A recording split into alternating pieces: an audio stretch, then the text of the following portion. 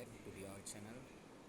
तो बच्चों आज हम समझेंगे चैप्टर जो है हमारा हेलो अल्केन हेलो एरेन, उसके अंदर से सबसे अच्छा क्वेश्चन जो 2 मार्क्स में आपको आने की पॉसिबिलिटी है और कई बार बोर्ड एग्ज़ाम में आ भी चुका है। तो चलिए आज बात करते हैं। सबसे पहले क्वेश्चन का नाम है explain the nature of carbon bond in alkyl halide. तो हमें क्या एक्सप्लेन करना है यहाँ पे?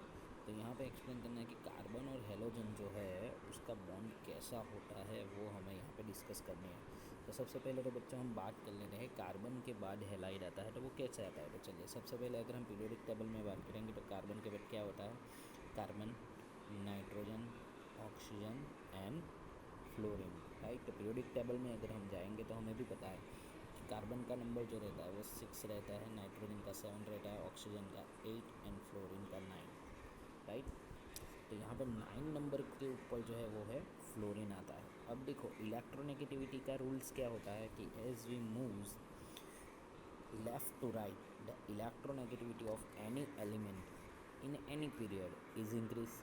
सो जनरली हम बोल सकते हैं कि fluorine is more negative than the carbon, yes और नो, राइट। तो यही चीज़ें हैं यहाँ पे जो हमें समझनी है कि जब कार्बन और हेलोजन का बॉन्ड अगर बनता है तो ये दोनों का नेचर क्या होगा। तो चलिए हम समझते हैं। Halogen atoms are more electronegative than any carbon, so therefore carbon halogen of alkyl halides polarise.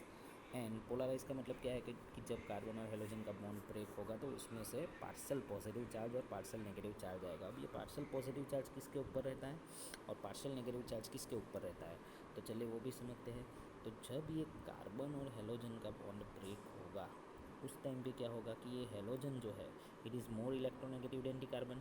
सो जब ये बॉन्ड यहाँ से ब्रेक होगा उस टाइम पे ये क्या होगा कि हेलोजन जो है उसकी पावर ज़्यादा होगी, इलेक्ट्रोनेगेटिविटी ज़्यादा होगी। सो उसके हिसाब से कार्बन के पास से वो एक इलेक्ट्रॉन अपनी ओर खींच लेगा, right. And due to that halogen के पास एक्सेस ऑफ इलेक्ट्रॉन आ जाएंगे, उसके थे उससे भी ज़्यादा इलेक्ट्रॉन आ जाएंगे, और कार्बन के पास जो है एक कम इलेक्ट्रॉन आएगा जिसकी वजह से कार्बन के 4 इलेक्ट्रॉन में से एक इलेक्ट्रॉन कम हो जाएगा, वैलेंस इलेक्ट्रॉन।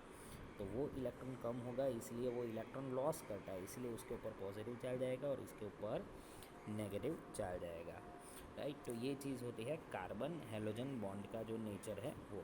अब समझते हैं कि जब हम ग्रुप नंबर 17 की बात करते हैं तो उसमें क्या आता है? Fluorine, chlorine, bromine, iodine. तो ये हेलोजन है। So as we move down the group हमें भी पता है इलेक्ट्रोनेगेटिविटी कैसी होती है, डिक्रीज होती है। तो fluorine is the most electronegative compound in halogen group even in periodic table, right. तो अगर हम नीचे की ओर बढ़ेंगे तो हमें भी पता है कि अगर ये फ्लोरीन है तो फ्लोरीन के साथ साथ, राइट, ये फ्लोरीन की है तो ये क्लोरीन की एटॉमिक रेडियस होगी, और ये जो होगी हमारी किसकी होगी, तो हम एज्यूम कर लेते हैं कि ये ब्रोमीन है, और एज वेल एज ये जो हमारी लास्ट है वो कौन सी है, वो क्लोरीन की। तो as the distance is increase, distance जैसे जैसे बढ़ता जाएगा वैसे वैसे क्या होगा कि the force of attractions between the nucleus electrons of the element and the nucleus, right, due to increase in distance, इसके अंदर उसकी जो स्ट्रेंथ है वो वीक होती जाएगी। क्या होती जाएगी? वीक होती जाएगी। रीज़न क्या है? फोर्स ऑफ अट्रैक्शन कम हो जाएगा। इसीलिए यहाँ पे बताया है as we move down the group the periodic table the size of halogen atom is increased and fluorine atom is the smallest and iodine is the largest. So consequently we can say carbon halogen bond length is also increased। और जैसे जैसे carbon fluorine और carbon iodine की अगर हम बात करेंगे तो डाउन द ग्रुप जाते हैं तो कार्बन आयोडीन की बॉन्ड लेंथ कैसे होगी? सबसे ज़्यादा होगी, और जिसकी सबसे ज़्यादा बॉन्ड लेंथ होगी वो इजीली ब्रेक हो जाएगा। रीज़न क्या होगा यहाँ पे इजीली ब्रेक होना कि वो जो है हम बता सकते हैं कि उसकी बॉन्ड लेंथ इंक्रीज़ होती है, और बॉन्ड लेंथ जब इंक्रीज़ होती है तो फोर्स ऑफ अट्रैक्शन डिक्रीज़ होता है। इसी की वजह से यहाँ पे ये चीज़ बताई गई है। सो we can say in the table carbon fluorine की बॉन्ड लेंथ कितनी है, तो सिर्फ और सिर्फ 139 है। उसके बाद देखो बढ़ती जा रही है, राइट। कार्बन क्लोरीन की 178, कार्बन क्लोरीन की 193, और कार्बन आयोडीन की कितनी बनती है? 214। तो अगर हम नेचर ऑफ उसकी एंथैल्पी की बात करें तो सबसे ज़्यादा एंथैल्पी हमें किसके अंदर लगेगी? कार्बन फ्लोरीन के अंदर। सबसे कम कार्बन आयोडीन। सो ये एंथैल्पी क्या होती है? Minimum energy required to remove electron from the last orbit. Last orbit में सबसे कम एनर्जी किसको चाहिए? कार्बन आयोडीन को चाहिए। तो तो इसीलिए यहाँ पे दो चीज़ें आपको दी गई है, एक तो है order of bond enthalpy and second one is the order of dipole moment. सबसे ज़्यादा डाइपोल मोमेंट किसकी होगी? कार्बन क्लोरीन की, उससे कम कार्बन फ्लोरीन, देन उससे कम कार्बन ब्रोमीन और उससे कम कार्बन आयोडीन की। उसी तरह से बॉन्ड एंथैल्पी सबसे ज़्यादा किसकी होगी? कार्बन फ्लोरीन की होगी, और कार्बन फ्लोरीन और सबसे कम कार्बन आयोडीन की।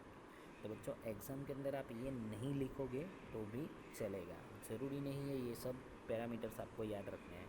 आपको क्या क्या याद रखनी है ये क्वेश्चन में से तो आप देख सकते हो। सबसे पहले ये 2 पॉइंट तो आपको कंपलसरी लिखने हैं, एक्सप्लेन करना है, और एज वेल एज जो लास्ट में बॉन्ड एंथैल्पी दी गई है हमें, राइट, वो भी आप चाहो तो लिख सकते हो। तो बच्चों ये था आज का क्वेश्चन चैप्टर नंबर 10 यानी कि पुरानी बुक में, और नई बुक में चैप्टर नंबर 6 हेलो अल्केन हेरो एरिन से। ये क्वेश्चन जो सिर्फ और सिर्फ 2 मार्क्स में आता है। कितने मार्क्स में आता है? 2 मार्क्स में आता है। तो आप करके रखिए, बहुत ही ईजी है। Thank you.